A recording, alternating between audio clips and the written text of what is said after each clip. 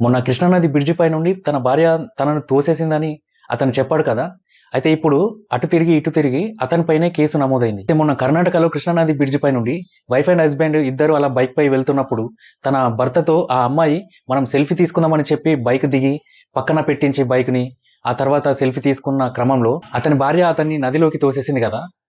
అయితే ఆ అబ్బాయి ఆరోపించాడు. నా భార్యనే నన్ను నదిలోకి తోసేసింది. సెల్ఫీ తీసుకుందామని చెప్పి అని చెప్పాడు కదా! అయితే ఈ కేసులో ఆ అబ్బాయి పైనే పోక్సో కేసు నమోదైంది. అసలెందుకో తెలుసా? ఆ అబ్బాయి ఏం చేశాడంటే, మా వైఫ్ నన్ను ఇలా నదిలోకి తోసేసింది, నన్ను చంపాలని చూసింది అని ఆ అమ్మాయి పైన పోలీస్ స్టేషన్‌లో కేసు పెట్టడానికి వెళ్ళాడు కదా! పోలీసులు ఎంక్వైరీ చేస్తారు కదా! వాళ్ళ నేమ్స్, డీటెయిల్స్ వీళ్ళెక్కడి వాళ్ళు అని రాసుకునే క్రమంలో ఆ అమ్మాయి ఎవరైతే ఉన్నారో ఆ అమ్మాయి గురించి పూర్తి డీటెయిల్స్ వచ్చాయి. ఆ అమ్మాయికి ఇంకా 16 సంవత్సరాలు కూడా నిండలేవు అని ఆ విషయం తెలిసింది. అంటే 16 సంవత్సరాల లోపు కాబట్టి ఆమె ఇంకా మైనర్ అని అర్థమయ్యి, ఆ మైనర్ అమ్మాయిని నువ్వు ఎలా పెళ్లి చేసుకున్నావని అతనిపైనే కేసు పెట్టాల్సి వచ్చింది. ఈ బాలల హక్కుల కమిషన్ వాళ్ళు ఏం చేశారంటే పోలీసులకి చెప్పారు, ఇతనిపై పోక్సో కేసు పెట్టండి అని.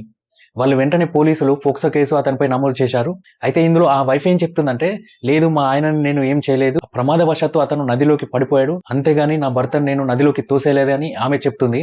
లేదు లేదు నువ్వే తోసేసావని ఇతను వాదిస్తున్నాడు. దీనిపై మీరేమంటారు? కామెంట్‌లో చెప్పండి. లైక్ చేయండి. వీడియో నచ్చితే లైక్ చేయండి. ఇలాంటి మరెన్నో ఇంట్రెస్టింగ్ వీడియోల కోసం సబ్స్క్రైబ్ చేసుకోండి.